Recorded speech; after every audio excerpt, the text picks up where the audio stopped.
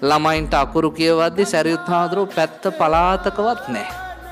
අර වෙන කොහෙද ඉන්න දෙවි කෙනෙක් ගෙනහල්ලා රූපයක් තියලා පහන් පත්තු කරලා දෙයි හාමුදුරනේ මේ දෙවියන්ට ප්‍රඥාව තියනවද කියලා මම කියන්න යන්නේ නැහැ. දේව පුරාණයේ තියෙන කතන්දර කියවුවාම ඔයත්තන්ට මේ දෙයියන්ගේ ප්‍රඥාව ගැන හිතා ගන්න පුළුවන්. මම එකක් කෙටියෙන් කියලා බන නවත්තන්න. ඔය කතරගම දෙයියෝ ඝන දෙයියෝ අයියයි මල්ලිලුනේ.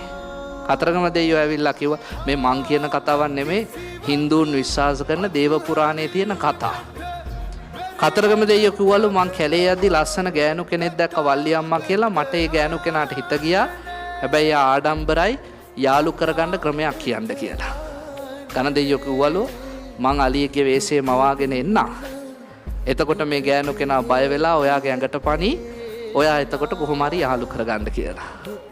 පිරිත් පැන් කෙන්ඩියක් දුන්නලු අතට මේ පැන් කෙන්ඩියෙන් මට ඉරාවරට යන්න කලින් පැන් ඉහින්ද නැත්තම් මං සදාකාලික අලියෙක් වෙලා ඉඳී කියලා. ඔන්න දැන් අලි වෙස්සේකින් ආවා. වල්ලි අම්මා බය වුණා. කතරගම දෙයියන්ගේ ඇඟට පැන්නා. ඒ දෙන්න කැලේ ඇතුළට ගියා. වෙන ලෝකෙක පාවුණා. අන්තිමට ඉරාවරට ගියා. ඉරාවරට යාගෙන එද්දි මතක් වුණා අර පැන් කෙන්ඩිය. එපාර අරගෙන ඇවිල්ලා පැන් කෙන්ඩියෙන් ගැහුවේ අර අලියාගේ ශරීරයේ පිටිපස්ස පැත්තට. ඒ පැත්ත මිනිහෙක් වුණා. ඔළුව ඉතුරු වුණා. ඔහොම තමයි ඝන දෙයියෝ බිහි වුණා කියලා දේව පුරාණේ කියන්නේ. එතකොට ඒ දෙයයන්ට ප්‍රඥාව තියනවාද? මට තියෙන ප්‍රශ්නේ ජීවිතේ අවදානමක දාගෙන මම එහෙම එන්නම් මට විදපන් කියලා තව කෙනෙක් ගැන විශ්වාසය තියපු කෙනෙක්.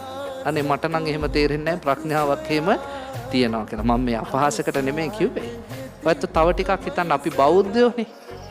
බෞද්ධයන්ගේ ප්‍රඥාවට අධිපති කෙනා සාරිපුත්ත හාමුදුරුවෝ. අපි ගෙවල් වල සීවලී හාමුදුරන්ගේ රූපේ ගහන් ඉන්නවා. මොකද විශ්වාසයක් තියෙනවා අපිටත් කණ්ඩ හම්බ වෙයි කියලා.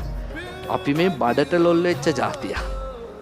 අපි නිවන් මාර්ගයට කැමති නම් සරියුත් හාමුදුරුවනේ උතන ඉන්න ඕනේ. ප්‍රඥාව අතර අධිපති සරියුත් හාමුදුරුවෝ රූපෙවත් සමහරුන්ට මතක නැහැ. මේ ශාසනයේ හිටපු හරි ලස්සන හාමුදුරු කෙනෙක් නේ.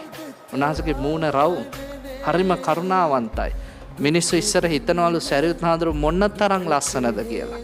උන්වහන්සේ hina වෙද්දී හරිම සිරියාවන්තයි.